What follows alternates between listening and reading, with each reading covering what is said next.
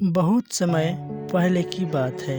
एक घना जंगल था जिसमें हर तरह के जानवर रहते थे। शेर, हाथी, हिरन, खरगोश और से पक्षी भी। इस जंगल का राजा शेर था और सभी जानवर उसके आदेश का पालन करते थे।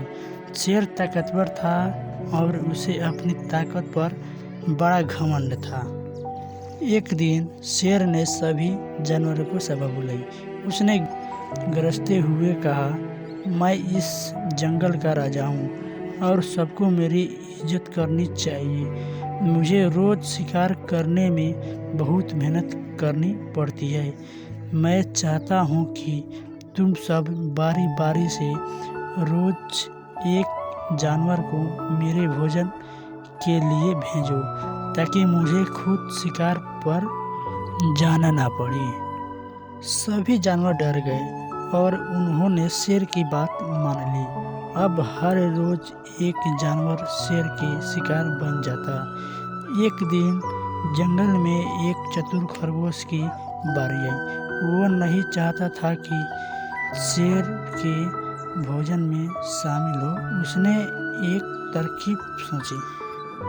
खरगोश जानबूझकर शेर के पास पहुंचने में देर कर रहा था। जब वह शेर के पास पहुंचा तो शेर गुस्से में आ गया।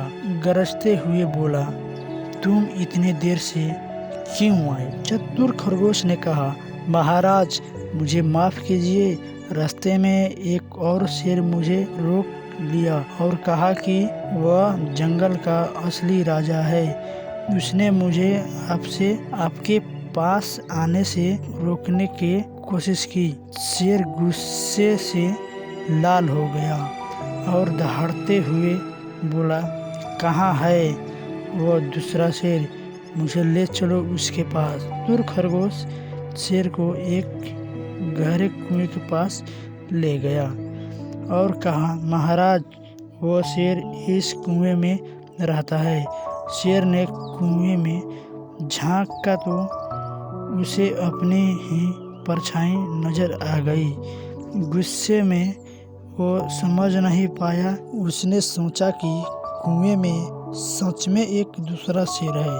उसने जोर से दहाड़ा और कुएं के पानी में उसकी आवाज गूंज उठी। शेर ने गुस्से में छलांग लगाई, कुएं में गिरकर डूब गया। इसी तरह से चतुर खरगोश अपनी समझदारी से छुटकारा पा लिया।